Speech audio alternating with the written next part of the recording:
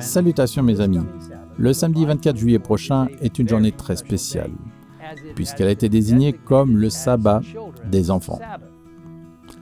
Encouragée par le département des ministères auprès des enfants, cette journée offre une occasion spéciale de mettre en valeur les enfants au sein de l'Église, en les encourageant à développer une relation forte avec Jésus et à partager leur foi avec leur entourage. Ainsi, en gardant cela à l'esprit, ma merveilleuse femme Nancy et moi-même aimerions nous adresser tout particulièrement à nos jeunes amis, les enfants, dans le message d'aujourd'hui. Le thème du sabbat des enfants de cette année est « Appelés à être différents », quand les enfants sont appelés à suivre Jésus. Et cela me rappelle une histoire de la Bible dans laquelle 4 adolescents étaient appelés à être différents. Non pas parce qu'ils voulaient simplement être différents, mais parce qu'ils aimaient Dieu et voulaient faire ce qui était juste. Ces 4 garçons vivaient avec leurs parents dans la ville de Jérusalem lorsque la ville a été attaquée par un ennemi.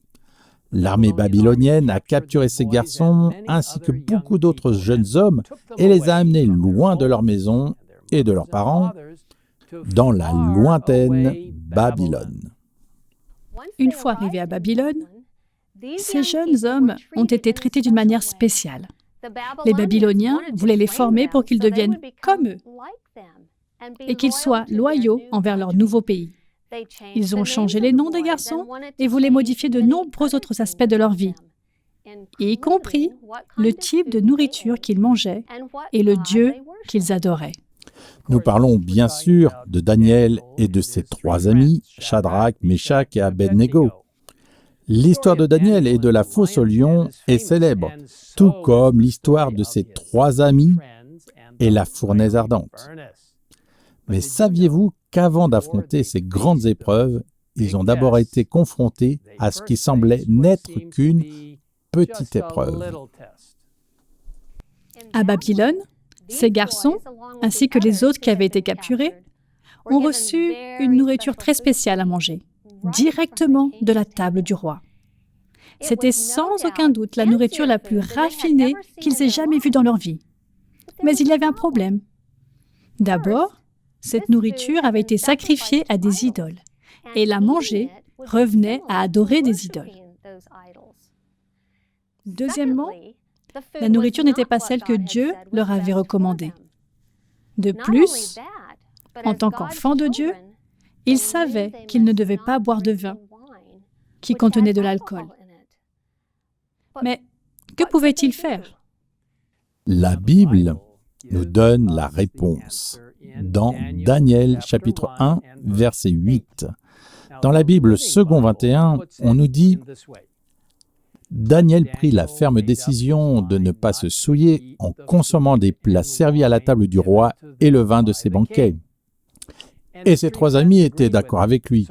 Daniel est donc allé demander une permission spéciale pour qu'il puisse manger une simple nourriture végétarienne et boire de l'eau.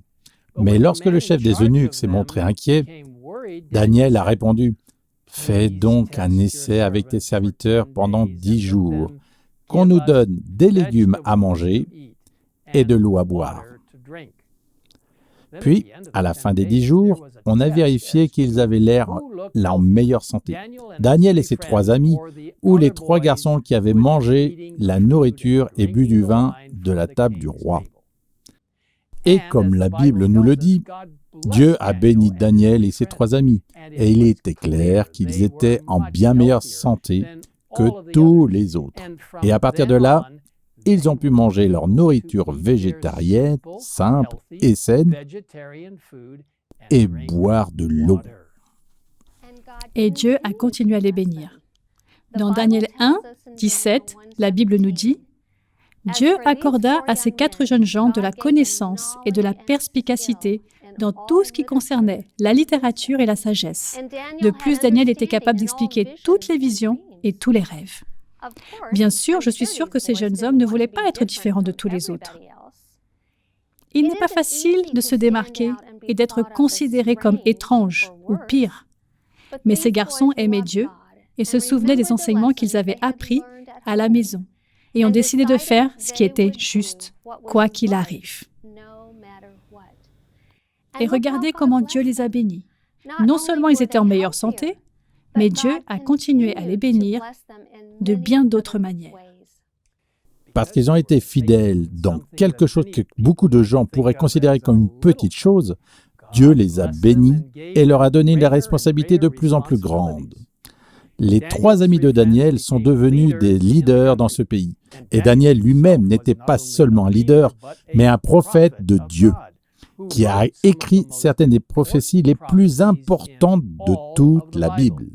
Alors, mes chers amis, je veux vous encourager aujourd'hui à être comme Daniel et ses 3 amis, à aimer Dieu de tout votre cœur et à lui être toujours fidèle, même dans les petites choses, car il a de merveilleux et grands projets pour vous.